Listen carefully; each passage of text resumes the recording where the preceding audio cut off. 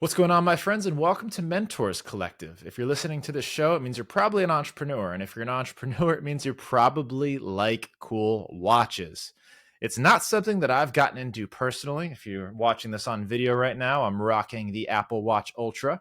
But I've got a super exciting guest and show for you today. We're going to be talking about luxury watches and interviewing the owner of the largest watch club in the country. So I'm super excited to introduce my guest for the day, which is Matthew Gallagher. He's a Los Angeles-based entrepreneur. He's got a background in computer engineering and digital advertising, and he is the founder and CEO at Watch Gang. He oversees the day-to-day operations of the world's largest watch club. Their business has done $300 million in sales. And he's got a really interesting story from childhood that's led him here today. I'm super excited to dig into it, learn a little bit more about luxury watches, learn about the subscription box model, and hear about your rise from childhood poverty to now running this massive company. Matthew, thank you for spending some time with me on the show and offering some value to the audience. Welcome, brother. Definitely. Thanks for having me on. Let's start off with something fun. What watch are you rocking on your hand right now? This is a Vana. So this is a brand. It's actually a women's watch brand that I helped found with my ex-girlfriend, and she made this one for me. It's the only large like men's sized in my favorite model. So that's a brand that's doing very well. Actually, it's sold in like Revolve and Anthropology, and it has distribution globally. It started about we started that during like the pandemic, maybe like yeah, early 2020. And yeah, it's cool, and I love the design of this one. It has like a sandwiched dial, so it's like sandstone and tiger's eye. And I mean, it's kind of a Cool.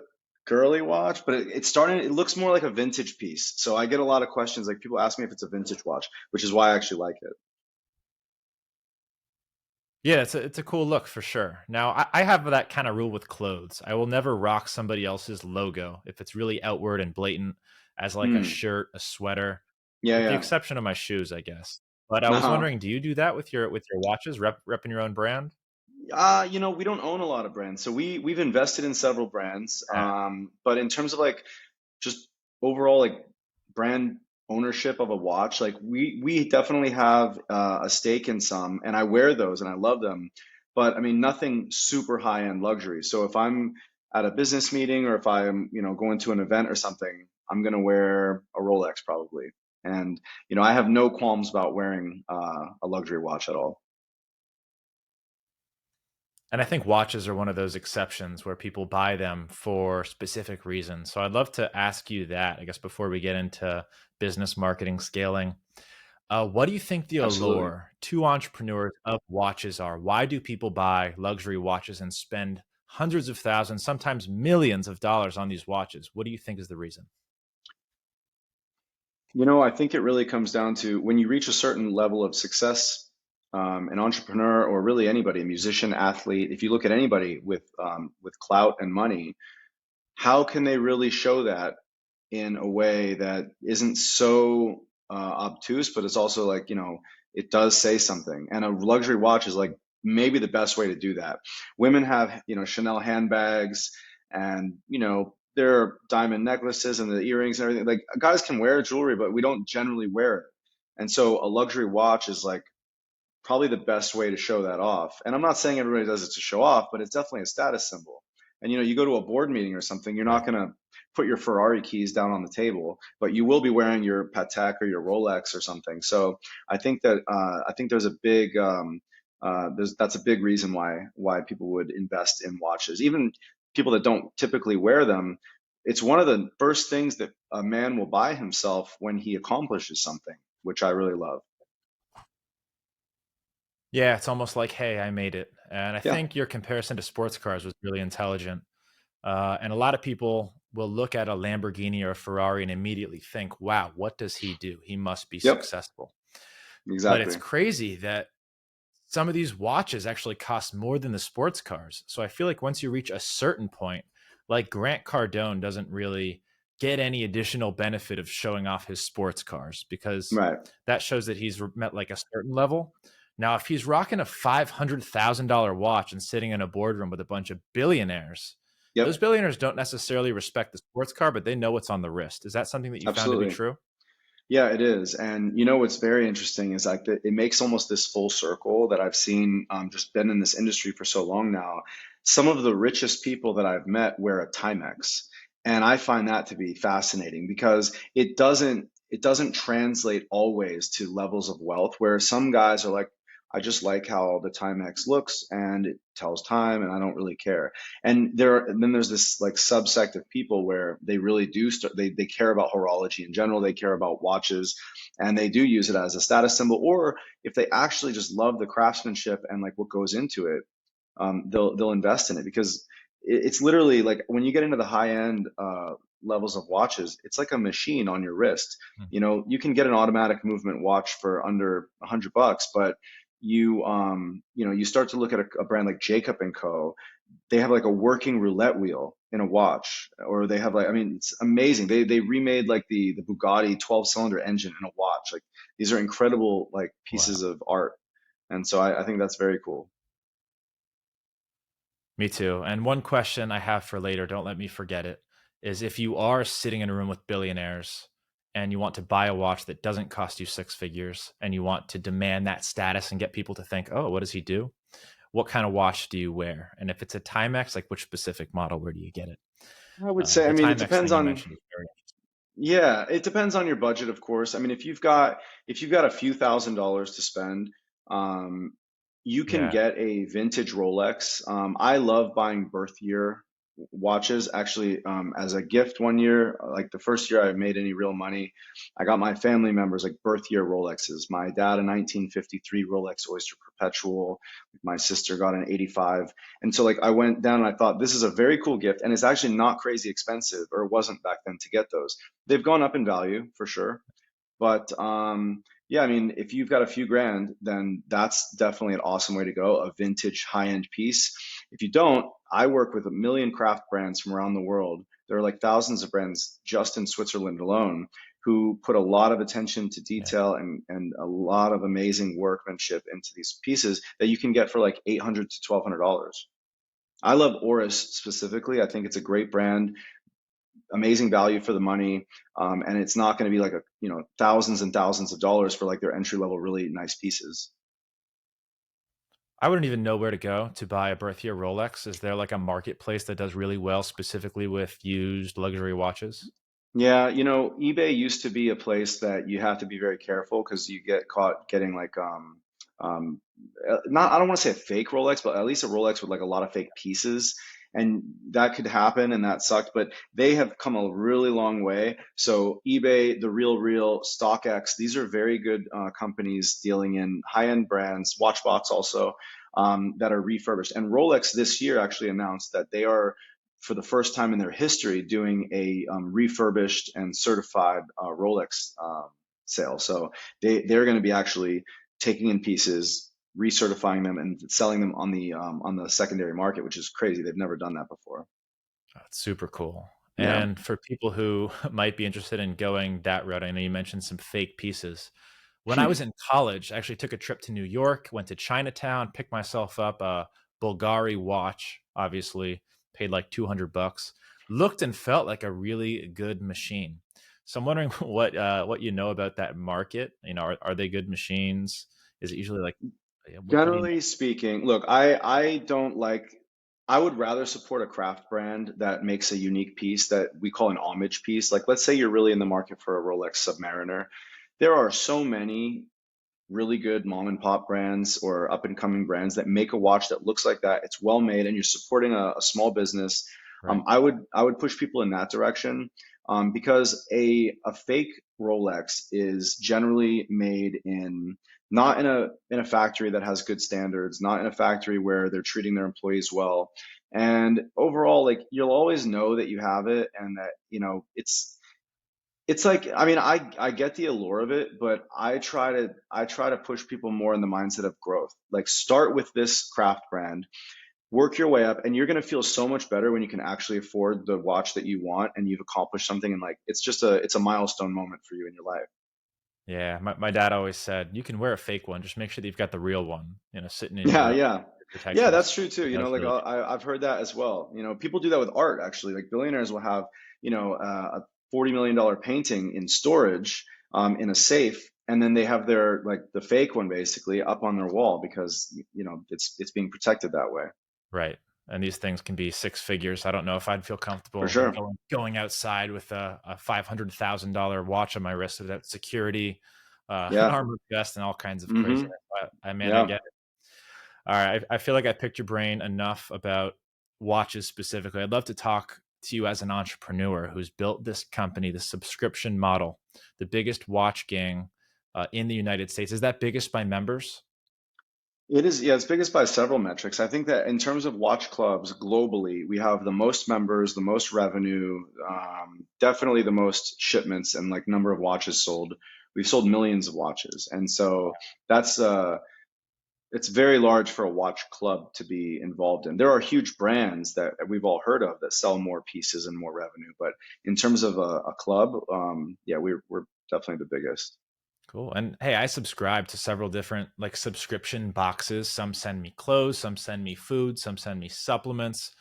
I love the mystery. What am I going to Hmm. get? Ideally, it's going to be worth more than what I'm paying for, and it's a little gift in the mail every month. It's fun. My dog has one too. Exactly.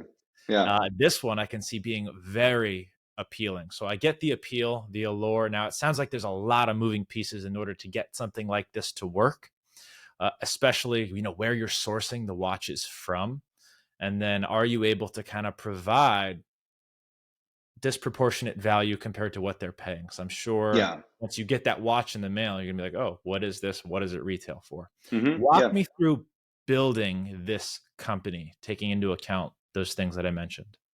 So when I started the company, it looked very different than it does today because it was sort of started on a whim from me. I got my dad's watch when he passed Mhm. away, and it made me want to get into like watches in general. I wanted to build up a company based on that, and I love the subscription model. You get this recurring revenue that you can rely on. You know it's coming.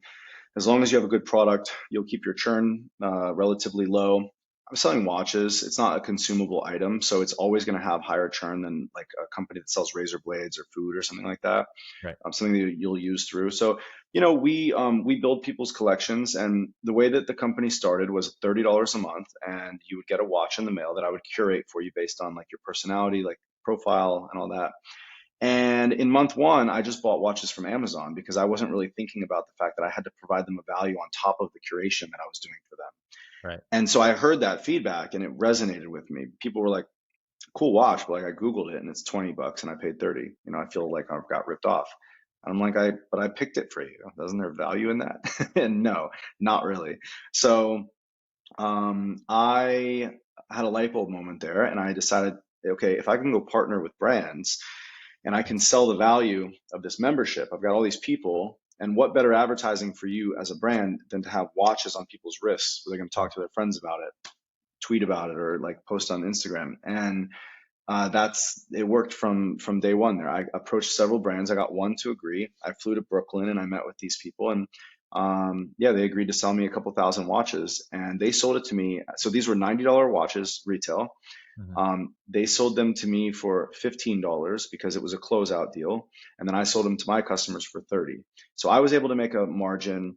My customers got a watch for 30 that was worth 90. Like, everybody was happy, and we just grew from there. And same kind of concept. Like not every watch has the same margin. Like sometimes I'll take a very low margin just to get in the door with a brand. Like for instance, in month six, we introduced our secondary tier called Black Tier, which is instead of $30 a month, it was 100, and you get a watch worth like 200 and up.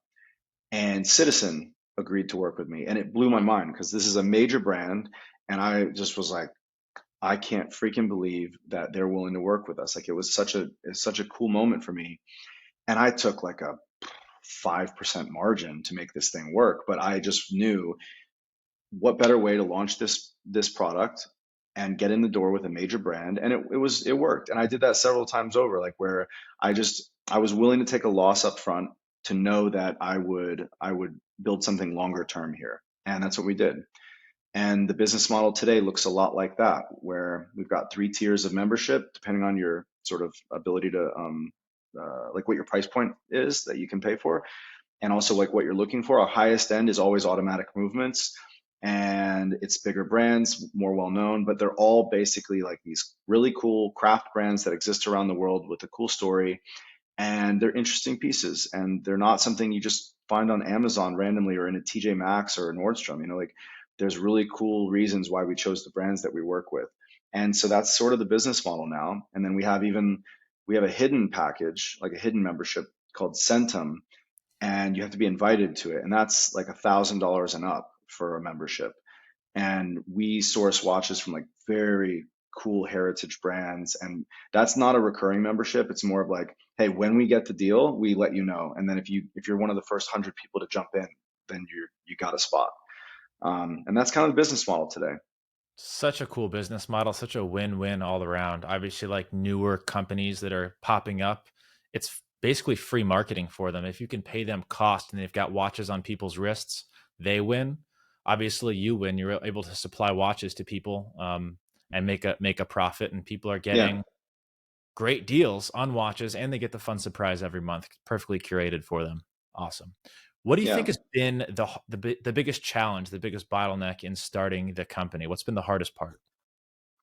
Well, in starting it, it was really that I hired all my friends basically because I hadn't scaled a business out before. So I was Yeah. doing every single part of the business. I was answering customer service phone calls at 3 in the morning sometimes, packing everything up in my kitchen and shipping it. And yeah, it was a lot. So first thing I did was like hire somebody to help me with customer service, and then hire somebody to help me with packing. And then I hired one of my friends to like help me start sourcing. Like, all right, let's now your whole job is just reaching out to watch brands and trying to find cool brands to work with.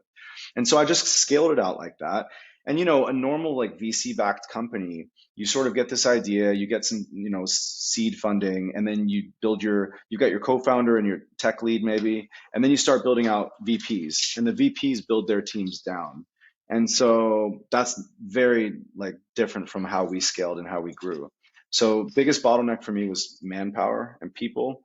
And then we were growing so fast that I basically had to, I moved offices several times. At one point, when we decided to get our own warehouse, that was a huge bottleneck for us. That was actually right during the pandemic. Like when we Oof. had to close, we also were having problems shipping because our 3PL, they Mhm. were they were dealing with the same thing we were. People weren't allowed to come into the work, and we couldn't ship watches to people, which means we couldn't rebill them companies over, right? Like that's what would happen.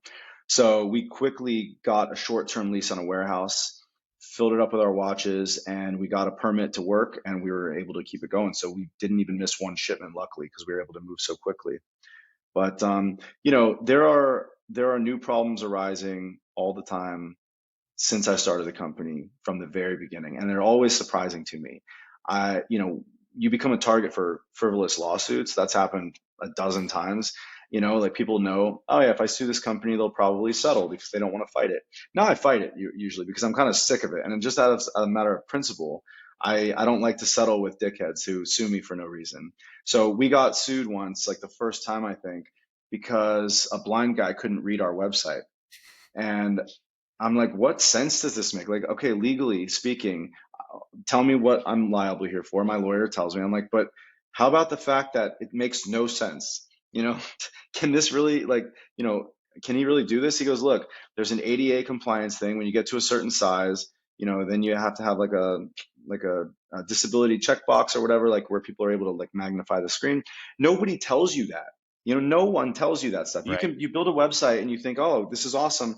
I'm going to sell a great product to people and they're going to love it, and it happens, and then nobody tells you like, oh yeah, make sure of XYZ because you can be sued for this or random stuff like that. So we learned along the way, and we still go through lots of ups and downs.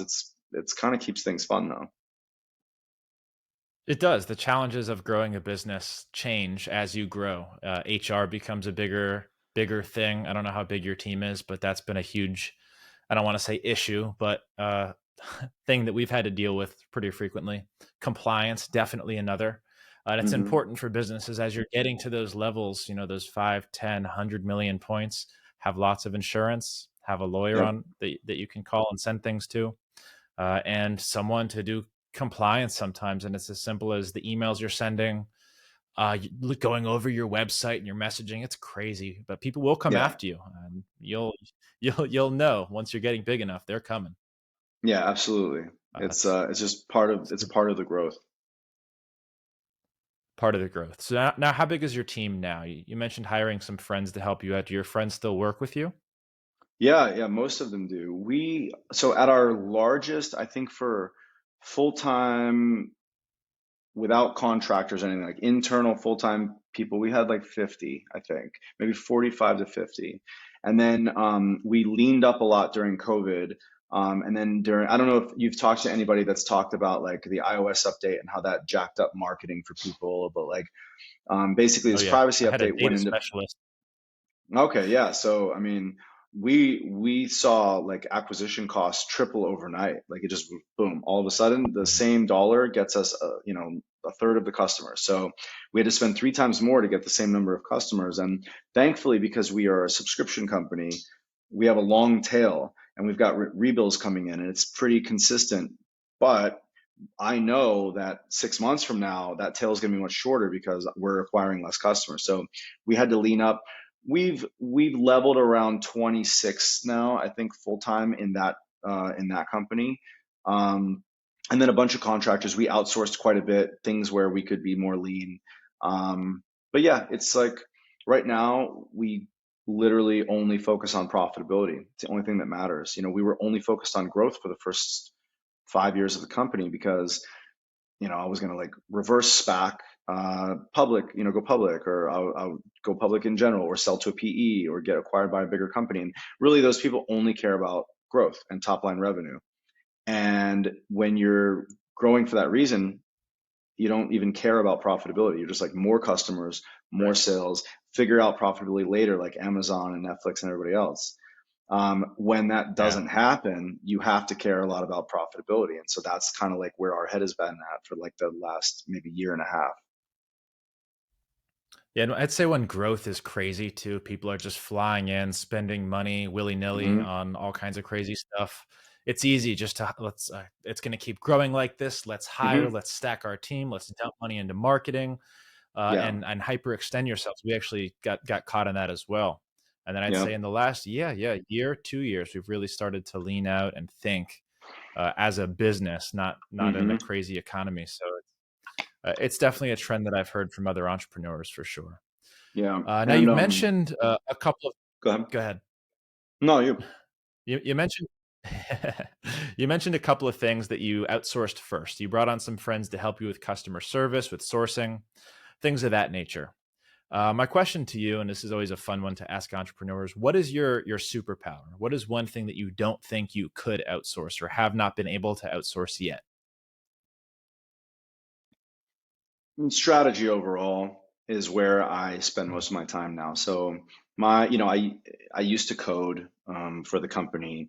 I used to design Cool. emails, do the copy, like literally everything, right? What I'm really Yeah. good, I mean, I'm pretty good at advertising, to be honest. That's probably where my superpower is outside of just strategy. I really like the advertising side and speaking to customers about like what we are and why, you'd want to sign up with us. But overall, yeah, just steering the ship, making sure everybody feels motivated to do what they're doing. I could be a lot better at that sometimes. But yeah, I look at like, okay, future stuff. Where do we want to be in a year from now? How do we make the product better? Because when you grow really fast, also, a lot of times it feels like you're changing the wheels on the car while you're driving it down the highway. And that's sort of what we did for years. And for the first time, we've taken a step back, and for the past like 6 to 8 months we've been developing a new product that we'll be launching with like very well thought out plan and intention behind it, and that should be happening this summer. So we're pretty excited about it. But yeah, I would say just overall strategy is where I wouldn't really outsource that. And but to be honest, like, am I the best CEO for the company? I don't know. I think so, but it doesn't mean that not another person could run it and maybe even create something better. Um, I'm not so thick-headed where I believe like I'm the only person that can make this thing work. So I keep that in mind as well. Yeah, sometimes the bigger you get, the right leader isn't you.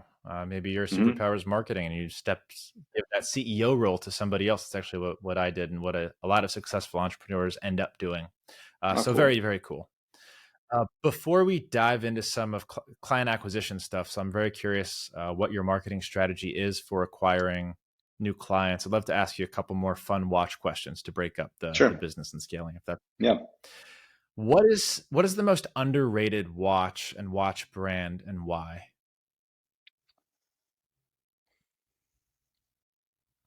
I love this brand Laco. So Laco is about a 100-year-old German watch brand.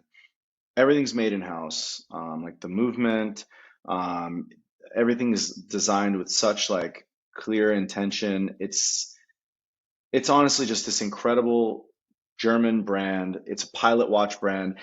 My favorite watch that they make is actually, it was worn by Arnold Schwarzenegger, and it's like a 50 millimeter pilot watch. It's huge, and it looks like a tank on most people, but it looks normal on that guy. But it's just it's a clean watch. The quality is unmatched. It's kind of rugged, which I like. And I mean, I wouldn't, it's Yeah. not a watch I would wear with a suit, but it has a place in the world, you know? And that's kind of what we always try to do when we talk to potential customers, is like show them you don't wear the same watch for every event. You know, you wear an Apple Watch for some things, not maybe with a suit. You wear a dive watch when you go to the beach, but maybe not, you know, when you're hiking, or like there's a reason behind all of these things. And Laco, yeah, they just make an incredible piece. You should definitely check it out. They have one piece also. I'm It's on their website limited right to, look at Laco 143 if you Google that. So it's like this Fallout nuclear waste inspired watch. The freaking packaging alone makes the thing like the most fun watch I've ever unboxed before. It's in like this rusted uh, lunchbox, like tin pail. It's so cool. The whole watch is done really well, and it was designed with Errol Adams from a blog to watch, who's one of the biggest like watch bloggers out there, and we distributed it, and it was just like I loved it. It's an amazing brand, amazing collection. now. Yeah, super rugged looking. This looks like one of those like zombie apocalypse living in the woods Hmm. type of watches. This is Exactly. awesome. Yep. Yep. I'll drop it on the screen here for everybody to see what that is if you're watching on YouTube or one of the short clips. Very, very cool. You mentioned there's different watches for different settings and different circumstances. I'd love to dig in a tiny bit about that. Give me the spark notes. I'm going to Yeah. a wedding. What do I wear? It's my day to day. What do I wear? I'm going to the beach. Yada yada. What do you recommend? So really, when you think about excuse me, the reason to wear a piece, you look at like what the utility of it is. And when you look at a utility watch, it means that there's a purpose behind just telling the time on the watch. So a dive watch has generally a rotating bezel. That's the part around the dial of the watch, and it turns. And there's generally an arrow on it, and maybe some color markings that are about 15 seconds. And so you turn that to create a timer, and it was used by people that would go diving in order to track the number of minutes that their tank has air, or like the number of seconds that they're underneath the water, or like when you go up and you follow your bubbles. Like it's meant for those things, and some of them have a helium escape valve, which when you go low enough, it actually, like, you know, the it becomes pressurized, and that helps it. So that is one watch to wear like to a beach, or if you go diving.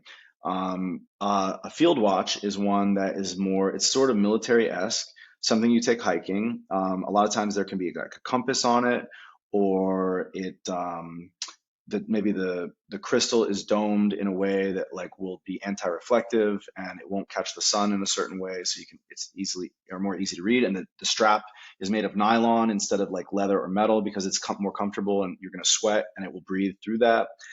You go to a wedding, you know, classic like dress watch. If you're talking Rolex, like they make a Datejust, which is great for that. Or I mean, a lot of times you want to wear a leather strap, and Rolex doesn't make a lot with leather. So I would look at craft brands. I really like Frederic Constant. It's a Swiss brand owned by Citizen, I think. I think Citizen is like upper level that like it's an umbrella company that owns that brand. Because really, when you look at watch brands in general, all the big ones are owned by like three companies. Like all the watches you've heard of are like there are three major companies. They own kind of everything. Like LVMH owns like a ton of watch Like brands. Like anything they own, else, right? yeah, exactly, just Liquor, like anything food. else. Totally. Totally. And you know, the same thing goes for like for watches. And in the craft industry, craft brands, it's a little less like that though. You know, you find a lot of people that are just like there's a brand called Vare that I really like. And these are just like a couple dudes that I think they met in college and they're like, what if we started a watch brand that was like American assembled? And so they like assemble all their watches by hand in America, and it's like a very cool brand. The way that it started is very different than what it looks now, and they're way more polished, and it's cool. And I love seeing that growth, you know. And they're just unlimited stories like this in the watch space. Super cool. Yeah. I'm an Apple Watch guy. The only time I think I wouldn't wear this would be to like a wedding or a business meeting, Hmm. in which case I'd probably reach for something that shows a little bit of status, I guess. Yeah. A Bulgaria, the Rolex. Hmm. It's crazy what they're doing with the Apple Watches now. What are your opinions on these things? I don't know if you own one or if you hate them, Yeah. No, but no, like I this don't hate thing's them. gonna drive. I What mean, look, it's like a What computer are your on your opinions on wrist. Apple Watch? I love Apple Watches, you know, but Yeah, it's literally like it's a computer, you know, and the way that they've condensed all that technology down onto something you can wear on your wrist is fascinating. And yeah, in terms of design, there are so many options now. You can actually get a very clean and beautiful looking bracelet and case that goes around the Apple Watch that makes it look like, yeah. you know, almost like a Richard Mille or like other brands, and it's cool. I mean, I have nothing against Apple Watches at all. I think they definitely have a place in the industry. Do you see the watch industry changing or going anywhere in the next 10, 20, even couple years with wearable technology? Or do you think, I guess right now it's mostly for fashion, right? People wear watches for fashion, for status, and some utility. But I guess you could argue that utility wise, you can't really beat this. What are your Yeah, forecasts on what happens to yeah. the watch industry? Well, you know, pocket watches have been around since like the 15 to 1600s. And what happened was everybody would just wear that because you need to tell time, right? And so that was purely, there was no really aesthetic to it. I mean, people would have a chain and it would hang out of their suit jacket and it kind of looked cool. But 99% of the reason to have a pocket watch was to tell the time. And then people started to strap it to their wrist because they thought, okay, well, this is easier than pulling it out of my pocket. And then you look at like most watches that were started, like a pilot watch, the design exists because it needed to be large and it needed to fit over the sleeve of a pilot so he could easily see the time and like track certain things. And so the utility of most watches is gone, as you said. And so it is more for fashion or for status reason. I don't think that's going to change really. I think Apple Watches, you know, they made a huge splash when they came in. It's only going to get better, the Mhm. technology. I think they'll always have a place. I do think AR is going to replace probably Apple Watches and phones in general. You'll just Yeah. wear some glasses and you'll see everything. It'll be like Minority Report, and you know you'll be able to see it all that way. But watches will always have a place, I think, because if they haven't disappeared by now, I really don't think they're going to. You know, it's it's almost like a hat. You know, like are hats ever going to disappear? No, like people like them. They don't really serve a purpose, not really. You know, maybe to cover your bad hair day, which I could be wearing. But I think that you know, a watch will it'll have a place forever. And as we said, like as you grow and you become more successful, that's one of the best ways to show that off. And I don't see that changing anytime soon. I tend to agree with you. It seems like watch collecting has gone up, more people talking about it, more people paying high prices for luxury watches. Yeah. And I am glad you said that about AR, 'cause I agree with you. I think what kills the Apple Watch is the Apple contacts or the Apple glasses, Yeah, where it just exactly. kind of follows you every, control it with your Totally. thoughts, your eyeballs. Hmm. And it's probably coming in the next few years. Super Oh, exciting to absolutely. follow and to very cool. Now, Yeah, it's what coming. is, in your opinion, the most overrated watch brand and why?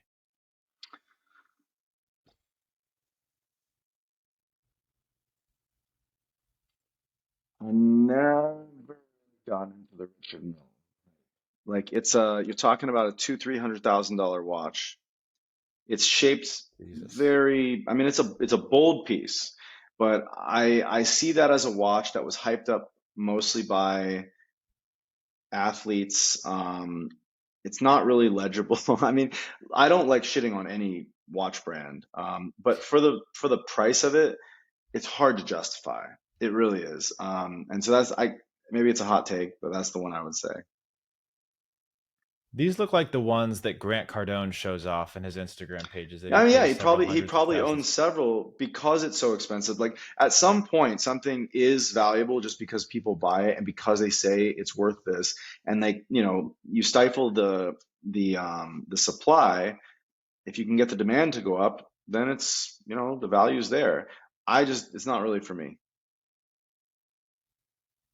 This is nuts. Some of these things are two, $300,000, and they're cool Yeah, looking pieces, and I'll put them up on the screen for everybody.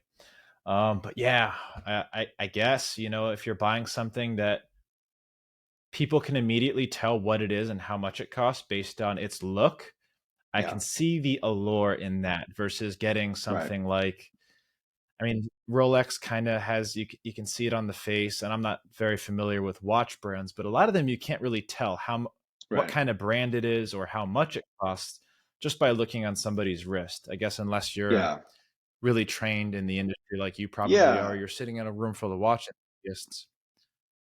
Look, That a makes a lot of Richard Mille is sense. a type, it's almost like shouting, like, I'm rich and look at me and this is amazing. And, you should be jealous of this watch. Yes. And then there are some brands that only one out of 100 people are going to look and go like, oh, that is an expensive watch. That's a nice one. It's more understated. I tend to go more into that direction, I think. But there's a time and a place for everything. I mean, it's like, you Do know you what I think mean? Like they all have their moment. true watch enthusiasts like yourself tend to be a little bit less loud, a little bit more casual looks, nice brands, a little Yeah, bit more, newer brands that make good yeah, products? I feel like that for tends to sure. be the case with a lot of, Yeah, what you find yeah. is that So as you get more and more into this industry, you go deeper into horology and you learn more about it. You want what other people don't have. You want what you're not allowed to have. Like Patek will put you on a waiting list for 20 years, or you have to be interviewed to even get accepted to be on there to buy a watch that's $1 million, you know? And if you think about it, how do you make rich people want something? You just tell them they can't have it. They can have anything, but if you say they scarcity. can't have it, then it's scarcity, right? So that's how you make something desirable. And obviously, it's we're talking about amazing watches. Like it's not just scarcity that gives it value, but yeah, it's those types of watches are more what I would look at. And then even, there are brands no one has ever heard of because it's one guy who's a master watchmaker for 50 years, sitting alone in his house making 30 pieces and that's it. He'll make 30 pieces a year and there's no chance you're getting it because the second you get it, it's worth 10 times what he sold it to you for because there are like just, maybe 100 people in the world that really know about it and want one. So there's really cool stuff like that out there. What's the coolest watch that you've ever seen? I'd love to Google a couple of these things and put them on the screen for I people. mean, definitely I've seen the some Jacob crazy and ones, Co. like Yeah, if you look up a snow Jacob and globe Co. ones. and just look at the stuff that they have out there, it's wild. Like it's art and machinery all in one. The fact that they can fit that stuff on your wrist is These just are the crazy incredible. ones. Yep, these are the wild ones that I've seen, like Yeah. 400K. It looks like it's encased in glass, but there's just like a whole snow globe looking thing going on inside Hmm. of it with Yeah. like jewels and different pieces rotating. Yeah, absolutely. Yeah, talk about a flashy piece where someone immediately knows what brand it is and how much it costs. That is true. It's just like eBay, it's amazing 400,000. engineering. Yeah. Definitely amazing engineering. Very cool. All right, let's dive back into your business for a few minutes while we wrap this thing up. How do you acquire clients for your subscription model? Are you running a lot of paid ads? Is it a lot of social media? What are you doing that's working? Yes, vast majority is just paid ads. We advertise almost everywhere. There was a time where I don't know why. I think probably something with the economy because everything was working. It was just every ad we put out was working well. We were sponsoring like the UFC, like major fights, and that was working. And I think we just had a very strong economy. Maybe was that post COVID? Yeah, it was post COVID when everybody was cashing their stimulus checks, so things were working. And now we have to be a lot more strategic with that. So we're still running online ads. We don't do really TV anymore. We don't really do radio anymore. But yeah, we're always testing, and that's the number one advice I would give to entrepreneurs watching is that always be testing your ads, fresh copy, fresh creatives. Don't let the algorithm get stale on your ads because the CPMs will just keep going up, which means CAC's going up, which means you're not making money anymore. 100%, and that's good advice. Where are you seeing, you think, the best results right now with the current advertising environment? For example, we're still doing very well on Google, Google Mm, search and Google display. We're doing fairly well on Facebook still, but it's yeah. Facebook's tough for service industry and not e-com. So I'm wondering what's working for you. Do you do any LinkedIn? We tried LinkedIn. We do LinkedIn in message retargeting. So if they've been to Okay. our site, interacted with us, we'll send them an in message ad. That Yeah. works. Everything else is a little bit too expensive. Is that working Okay. for you? No, not really. It's too expensive for us for what we offer. You know what has worked interestingly enough is Quora. You ever advertise on Quora? No, I You have should test not. it Tell me a out. little bit It's about like that. it's a cool platform. I mean, people on Quora are searching for answers, and they tend to be Right. more intent driven, it feels like, with whatever they're doing. And if you can capture their attention, it seems to be like high quality leads and traffic. Definitely worth a try if you're selling services. For us, Facebook, Is that Instagram, how stuff you like that advertise on works. Quora? Yeah, yeah. So It basically, like, Quora y- will tell you what they're searching for, and it'll show them an ad based on their search terms. yeah, you can do it based on search terms, based on their previous search terms, so you kind of know like what they're into. It's definitely worth looking at. So yeah, for us, Super the interesting. normal I'm gonna write that. platforms, I will look. Facebook, Instagram, TikTok works actually. It's random and sporadic, but the biggest problem with online advertising is that every time you find something that seems like it's working, the platform knows that it's working and they jack up your prices. And so your CPMs go up as you scale and your costs go up with that. And so it becomes unscalable. So maybe you spend twice as much and you're only getting 20% more customers now because the cost went up.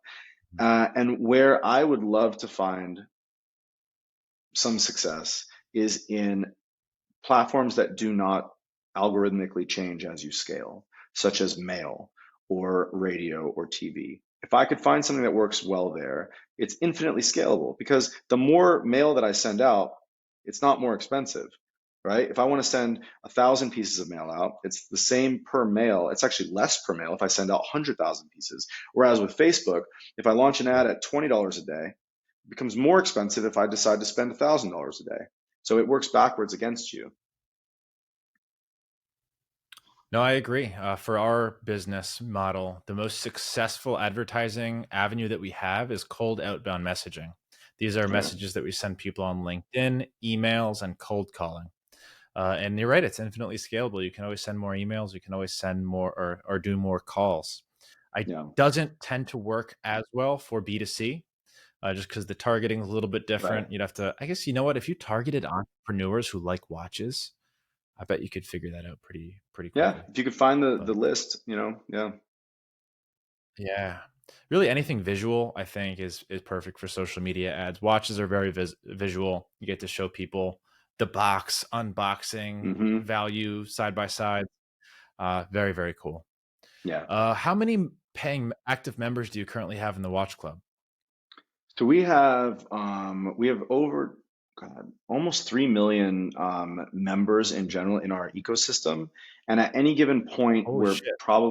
we're probably sell because people will come in and out. They'll pause, they'll cancel, they'll come back. They'll find one that they really like, Of and they'll course. come because we have a members only store as well.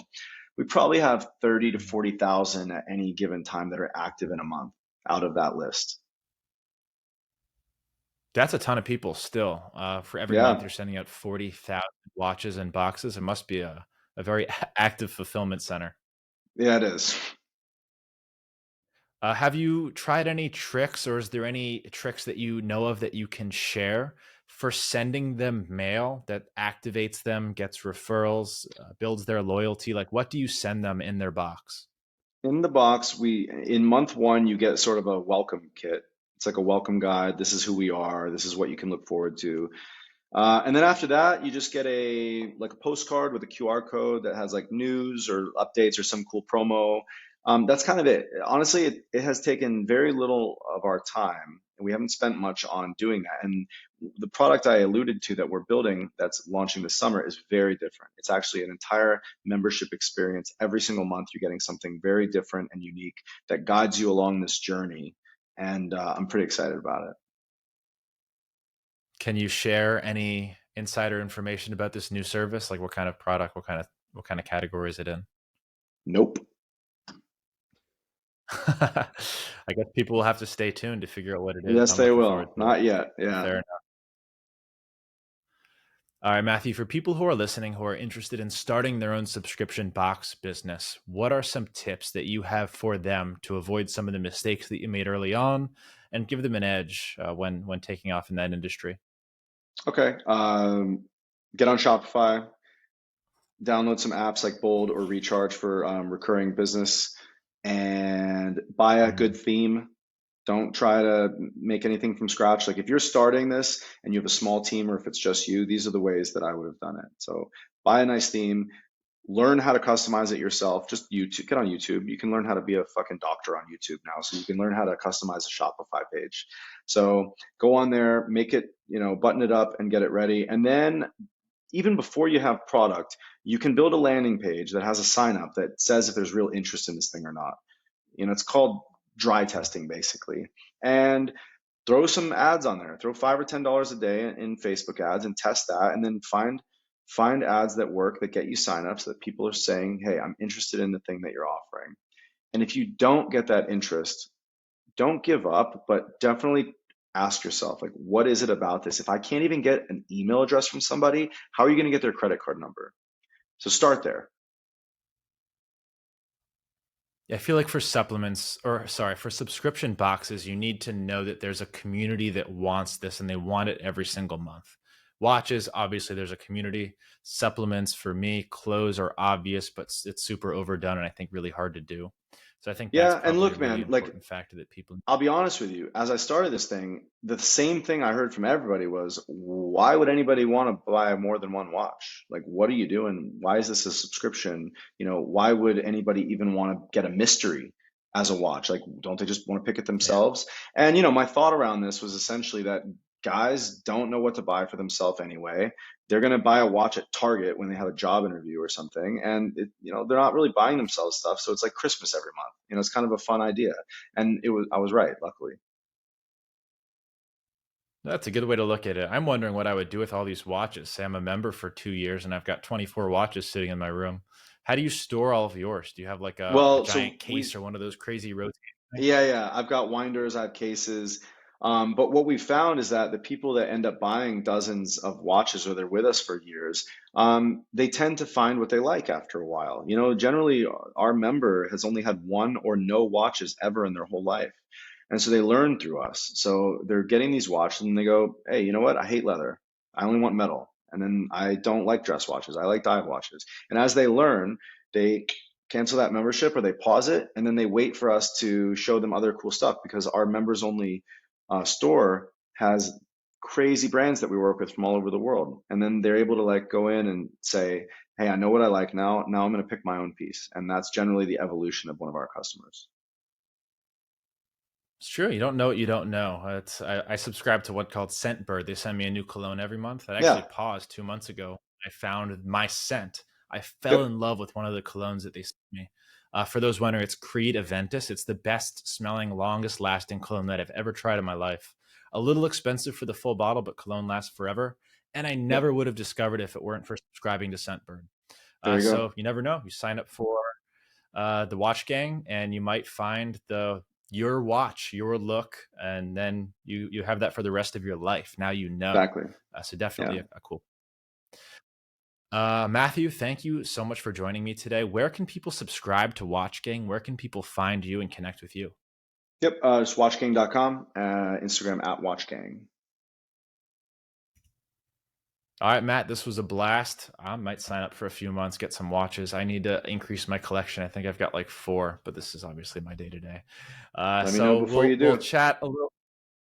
I will. I'll actually sign up when we're done here. And if you're interested in signing up, head to Watch Gang. Get signed up. Go follow Matt. And thank you for watching this episode of Mentors Collective. See you later. Thank you.